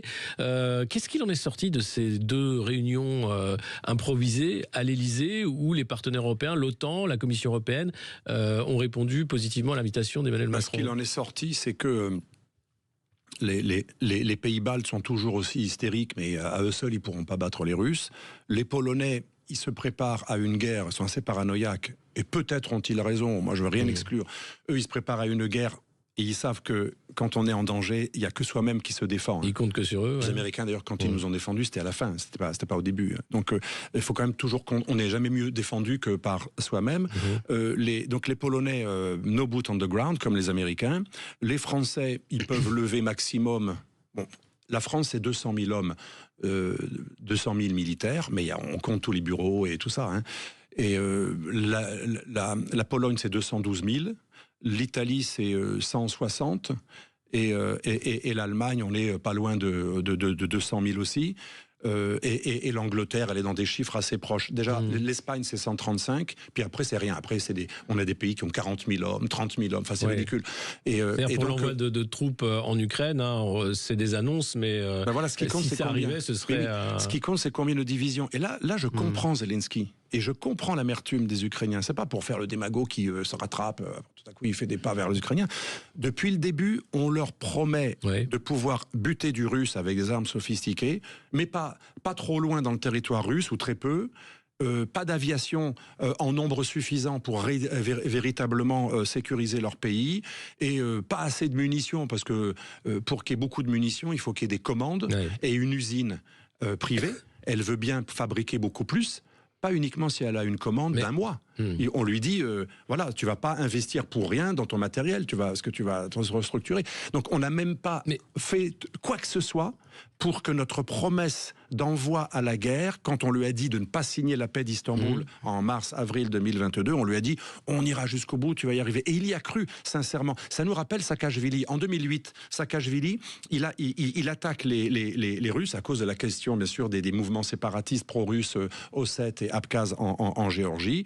Et il croit qu'il va gagner, de toute façon, qu'il a l'assurance vie américaine, puisqu'il veut rentrer dans l'OTAN. Les Américains vont... Il n'a pas lu l'histoire, ils ont toujours lâché du jour au lendemain leurs alliés. Ce qui se passe avec Zelensky et Trump. Et je peux le comprendre, comme c'est une vraie démocratie où on tient compte vraiment de ce que pense le peuple à chaque élection. Quand il y a un changement d'humeur du peuple qui veut plus investir dans une guerre, on arrête tout d'un coup, parce que c'est la politique intérieure prime. Et voilà ce qui s'est passé. Donc on est dans une situation assez ubuesque. Rappelez aussi nous sommes structurellement, et là je peux l'affirmer parce que j'en ai parlé à des gens très très autorisés au sein de l'armée française, ils me disent en privé, on promet depuis le début aux Ukrainiens une victoire qu'ils ne peuvent absolument pas gagner, c'est totalement impossible. Sauf au prix d'une guerre nucléaire. Et personne n'est sûr de gagner. Voilà, donc quand on est sûr de ne pas pouvoir gagner, mais qu'effectivement c'est dégueulasse de donner une partie d'un territoire d'un pays à son voisin. Ça, je peux comprendre cet argument. Qui risque ensuite de se sentir autorisé, voire ça va donner des idées aux Turcs qui veulent prendre encore des bouts de Chypre et de Grèce, ou voire de Syrie, qu'ils ont déjà pris d'ailleurs, etc. Ça, personne ne dit rien pour la Syrie. C'est vrai que c'est dangereux, c'est l'effet domino extrêmement dangereux. Mais dans la mesure où on pense que c'est extrêmement dangereux, dans ce cas, il fallait envoyer 300 000 hommes en Ukraine, parce que c'est de cela dont aurait besoin Zelensky pour que la guerre non nucléaire, conventionnelle, soit rééquilibrée. Zelensky lui a annoncé avoir besoin d'1,5 million de soldats. Et il a raison, vous savez pourquoi ? Dans l'absolu, 300 000, c'est le minimum. Parce que la Russie, et on l'entend jamais dans nos médias, peut mobiliser jusqu'à 10 millions. Vous avez bien entendu. La Russie peut mobiliser, si c'était une guerre existentielle, ils reçoivent des bombes à Moscou, etc., avec le sentiment patriotique. D'ailleurs, plus ils reçoivent des bombes, c'est la stratégie, plus ils arrivent à motiver des nouveaux contractuels. Et là, effectivement, dans un contexte style Seconde Guerre mondiale, où on est vraiment tous en économie de guerre, et c'est existentiel, et sinon on crève, etc., alors là, les Russes peuvent aller jusqu'à 10 millions. Ils peuvent aller facilement jusqu'à 2 millions dans quelques mois. Et donc, effectivement, on est très très loin du minimum vital, sans parler des munitions. On en produit 3 à 4 fois moins. Donc, si vous voulez, tout le reste, c'est du baratin. Après, on peut avoir des postures, ça fait bien. Tous ces gens qui travaillent pour des centres, qui critiquent l'ingérence russe, qui animeraient tous les géopolitologues un peu réalistes. Bizarrement, ils travaillent tous pour la Fondation Ford, pour l'Institut Royal Anglais, pour l'Institut for War. Ah, c'est bizarre quand même. Ils ont tous des intérêts également professionnels. Et c'est moi, je leur en veux pas. Moi, à la différence, je les juge pas moralement. Mais eux, qui jugent moralement des gens, en plus, pour avoir comme résultat, ils auront des morts ukrainiens en masse. Certes, en fait, leur haine de la Russie est telle que ce qui compte, c'est qu'il y ait du Ruskov qui crève. Ça, c'est bien. On aura sacrifié pour rien plein d'Ukrainiens qui vont perdre leur territoire en plus grande proportion que lors de la paix possible de avril 2022. Mais ce qui est génial entre-temps, c'est qu'on a buté du russe. C'est ça. La seule rationalité à leur attitude, ça ne peut être que ça pour l'instant. Puisque, je répète, structurellement, ils savent très bien eux-mêmes qu'il n'y a aucune possibilité de vaincre la Russie, et encore moins de faire un regime change qui serait l'issue de la guerre, de la défaite russe. On pourrait vaincre la Russie militairement, parce qu'on a des armes très sophistiquées, mais le problème, c'est que la Russie, elle a une arme nucléaire qui, si elle était vraiment attaqués par toutes les forces de l'OTAN qui ont des armes extrêmement efficaces, on pourrait bombarder Moscou, etc. Là, le problème, c'est qu'à la clé, il y aurait effectivement, parce que la menace existentielle que j'ai lue tout à l'heure, c'est quand votre pays risque de ne plus avoir la possibilité de continuer, là, la Russie utiliserait le nucléaire. Et c'est pour ça que même si on arrivait à mobiliser en forçant, en arrachant les jeunes à leur famille, si on arrivait à lever 1 million de personnes, ça pourrait finir encore bien plus mal. Là, c'est carrément même pour les écologistes. Hein. Bizarrement, les écologistes, ils disent rien. S'il y avait une guerre nucléaire, c'est bizarre, ça n'a pas l'air de... Ils ont tellement peur du carbone que les radiations nucléaires, ça a l'air de ne pas les inquiéter. C'est étonnant de voir les partis écologistes qui étaient historiquement pacifistes être extrêmement bellicistes sur la ligne atlantiste et ne jamais poser la question du bilan carbone de la guerre. Hein. Ça, c'est une parenthèse. Et pour la menace existentielle, vous avez vu dans la définition, il y a le droit à la continuité historique de Ignacio Igacé. Vous savez, la fameuse phrase, le droit à la continuité historique. Si vraiment on veut dire quelle est la menace de la France, qui empêche la France aujourd'hui d'avoir sa continuité historique, c'est-à-dire de risquer de ne plus être la France avec sa tradition française, européenne, occidentale, etc., etc. De Gaulle disait aussi un autre mot, mais il est interdit maintenant, parce qu'il disait aussi Europe, blanc, etc. Qu'est-ce qui empêche la France de rester telle qu'elle est, la France, aujourd'hui ? Et il a raison, Vance. Ce n'est pas ni la Chine, ni la Russie, ni même l'Arabie Saoudite ou la Syrie. C'est une immigration de masse qui n'est pas la faute de ces pays d'origine, mais des sans-frontiéristes européens qui n'aiment pas le peuple. Alors ils veulent changer le peuple, ils veulent le diluer, ils veulent faire un autre peuple qui sera un laboratoire du mondialisme, puisque ce serait un peuple Benetton. Le problème, c'est que c'est peut-être une très belle idée, j'essaie d'être honnête intellectuellement, c'est peut-être une idée très sincère, c'est celle de Soros. Mais on a vu les résultats de tous ceux qui ont voulu faire des expériences raciales, que ça soit la pureté de la race ou les mélanges, ça finit malheureusement en guerre civile. Regardez le Liban, l'ex-Yougoslavie. Le comte Khaleesi, qui était à l'origine du projet européen, qui voulait une société métissée dans les années 30. Alors, c'est ce que l'on dit, j'ai vérifié. Apparemment, il y a un faux qui est sorti sur lui, son fameux plan de métissage généralisé. Mais lui avait eu des prises de parole. Voilà, alors des prises de parole, probablement. Par contre, le faux qu'on lui attribue, qui développerait tout ça, je ne l'ai pas retrouvé. Et dans Pan Europa, son ouvrage très intéressant, d'ailleurs, parce qu'il voulait une Europe des nations. Il ne voulait pas un fédéral. Et il ne voulait pas exclure la Russie. Et par contre, il avait dit d'exclure l'Empire ottoman à l'époque. Ouais. C'était encore l'Empire ottoman. Donc on est vraiment loin du compte. Merci beaucoup, Alexandre Delval, d'avoir répondu à nos questions sur la paix en Ukraine, qui visiblement effraie les leaders européens, parce qu'il ne faudrait pas faire la paix de Poutine. On en est loin encore. Hein. C'est simplement. Et ce qui est grave dans tout ça, c'est que la guerre était prévisible. Moi, j'ai écrit mon livre, le choc global, 1 an avant. Le choc global. Avec Jacques Sopelsa, qui est l'ancien président de la Sorbonne. Et si nous, on l'a su, qu'on ne nous fasse pas croire que le renseignement européen et français ne savait pas que ça risquait de déboucher sur une guerre. Merci beaucoup. On va rendre l'antenne et vous retrouvez Brigitte Lahaie dans un instant. Restez sur Sud Radio. À plus tard. Au revoir.